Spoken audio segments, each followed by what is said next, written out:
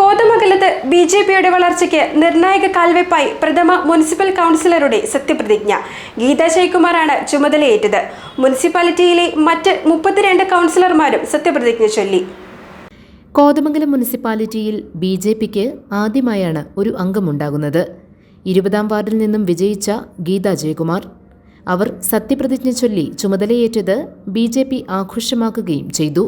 ഗീതാ ജയകുമാർ എന്ന ഞാൻ നിയമാനുസരണം നടപ്പാക്കിയ ഇന്ത്യൻ ഭരണഘടനയോട് യഥാർത്ഥമായ വിശ്വാസവും കൂറും പുലർത്തുമെന്നും ഭയാശങ്കയോ മമതയോ വാത്സല്യമോ വിദ്വേഷമോ കൂടാതെ ഞാൻ എൻ്റെ ഔദ്യോഗിക കർത്തവ്യങ്ങൾ യഥാവിധിയായും വിശ്വസ്തയോടും എൻ്റെ പരമാവധി കഴിവും അറിവും വിവേചന ശക്തിയും മുനിസിപ്പാലിറ്റിയിൽ മുതിർന്ന അംഗമായ പ്രൊഫസർ ആഷ്ലി ജോസഫാണ് ആദ്യം സത്യവാചകം ചൊല്ലിയത്.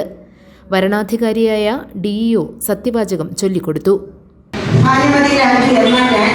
നിയമാനുസരണം നടപ്പാക്കിയ ഇന്ത്യൻ ഭരണഘടനയോട് യഥാർത്ഥമായ വിശ്വാസവും കൂറും പുലർത്തുമെന്നും ഭയാശങ്കയോ മമതയോ വാത്സല്യമോ വിദ്വേഷമോ കൂടാതെ ഞാൻ എൻ്റെ ഔദ്യോഗിക കർത്തവ്യങ്ങൾ യഥാവിധിയായും വിശ്വസ്തയോടും എൻ്റെ പരമാവധി കഴിവും ഭയാശങ്കയോ മമതയോ വാത്സല്യമോ വിദ്വേഷമോ കൂടാതെ ഞാൻ എൻ്റെ ഔദ്യോഗിക കർത്തവ്യങ്ങൾ യഥാവിധിയായും വിശ്വസ്തയോടും എൻ്റെ പരമാവധി കഴിവും അറിവും എന്ന ഞാൻ നിയമാനുസരണം നടപ്പാക്കിയ ഇന്ത്യൻ ഭരണഘടനയോട് യഥാർത്ഥമായ വിശ്വാസവും കൂറും പുലർത്തുമെന്നും ഭയാശങ്കയോ മമതയോ വാത്സല്യമോ വിദ്വേഷമോ കൂടാതെ എൻ്റെ ഔദ്യോഗിക കർത്തവ്യങ്ങൾ ഞാൻ നിയമാനുസരണം നടപ്പിലാക്കിയ ഇന്ത്യൻ ഭരണഘടനയോട് യഥാർത്ഥമായ വിശ്വാസവും കൂറും പുലർത്തുന്നു.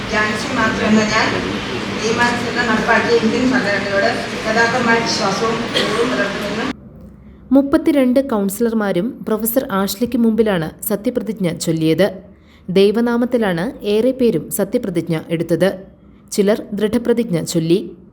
ഭയാശങ്കയോ മമതയോ വാത്സല്യമോ വിദ്വേഷമോ കൂടാതെ എൻ്റെ ഔദ്യോഗിക കർത്തവ്യങ്ങൾ യഥാവിധി വിശ്വാസ്യതയോടും എൻ്റെ പരമാവധി കഴിവും അറിവും വിവേചന ശക്തിയും ഉപയോഗിച്ചുകൊണ്ടും നിർവഹിക്കുമെന്ന് ദൃഢപ്രതിജ്ഞ ചെയ്യുന്നു.